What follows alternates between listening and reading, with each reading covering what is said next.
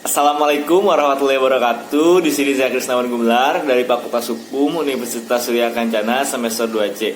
Di sini saya akan mereview kembali materi yang telah disampaikan oleh Profesor Dr. Hajah Heni Nuraini SMH beserta Dr. Randy Adidayani SMH.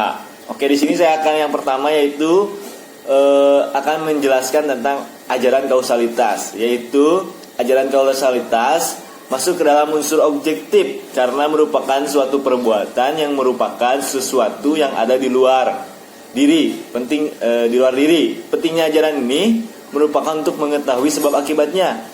Secara rinci, ajaran ini penting untuk dua hal, yaitu yang pertama adalah menentukan hubungan sebab akibat atau ada tidak adanya peristiwa tindak pidana. Kemudian yang kedua yaitu menentukan siapa yang dapat dimintai pertanggungjawaban. Kemudian di sini saya akan menjelaskan tentang sifat melawan hukum, yaitu merupakan unsur objektif dari tindak pidana karena merupakan terhadap perbuatan dan bukan pada pelaku. Kemudian sesuatu perbuatan melawan hukum apabila perbuatan tertentu masuk ke dalam unsur delik sebagaimana dirumuskan dalam undang-undang.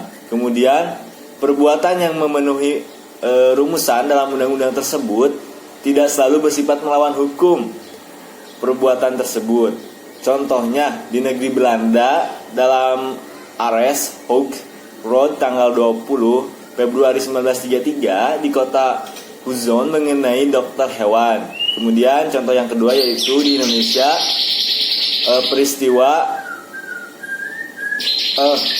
putusan MARI pada bulan Januari 1966 dengan kasus Markus Effendi. Terus saya di sini akan menjelaskan tentang sifat melawan hukum terdiri dari melawan hukum formal, yaitu perbuatan itu bersifat melawan hukum apabila dirumuskan sebagai tindak pidana dalam undang-undang yang bersifat sanksi. Kemudian ada yang melawan hukum material, yaitu bukan hanya berdasarkan undang-undang tertulis saja, tetapi juga berdasarkan asas-asas hukum yang tidak tertulis atau living law. Kemudian juga di sini saya akan menjelaskan tentang sifat melawan hukum, yaitu hukum dalam material dibagi menjadi dua, yaitu adalah dalam fungsi negatif, yaitu mengakui kemungkinan adanya hal-hal yang ada di luar undang-undang untuk menghapuskan sifat melawan hukumnya perbuatan yang memenuhi rumusan undang-undang. Kemudian dalam fungsi positif, yaitu menganggap suatu perbuatan tetap sebagai tindak pidana walaupun tindak nyata diancam dengan pidana dalam undang-undang. Kemudian juga di sini saya akan menjelaskan tentang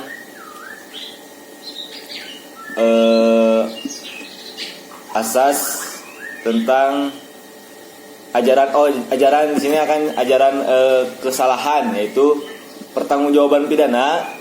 Kesalahan masuk ke dalam unsur subjektif karena kesalahan berada di dalam diri pelaku.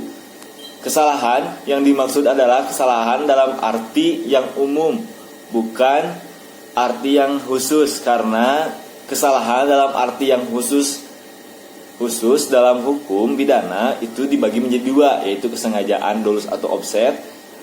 Yang kedua yaitu kealpaan, kelalaian atau culpa. Kemudian juga di sini saya akan menjelaskan tentang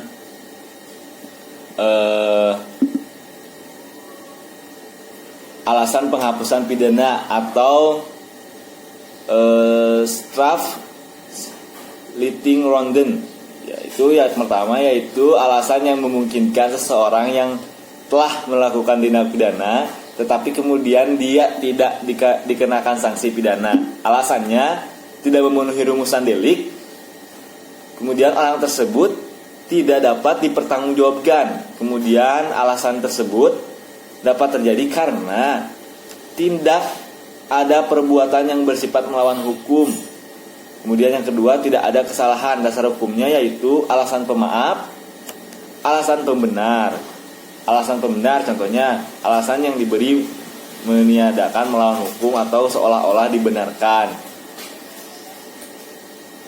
Contoh opermah atau daya paksa pasal 48, atau yang kedua yaitu nubit atau not stand bela paksa dalam pasal 49. Kemudian melaksanakan perintah jabatan dalam pasal 57, kemudian melaksanakan perintahan undang-undang dalam pasal 50. Itu adalah alasan pembenaran umum. Kemudian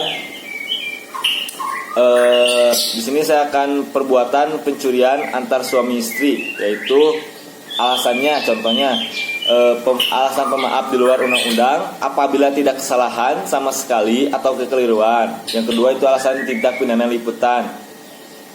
Itu daya paksa atau overmatch, yaitu setiap kekuatan atau paksaan atau tekanan yang tidak dapat ditahan. Daya paksa absolutal, daya paksa yang sama sekali tidak dapat ditahankan baik secara fisik atau psikis. Kemudian alasan pemaaf, yaitu alasan pemaaf umum. Yang pertama adalah didasarkan kualitas atau keadaan tertentu.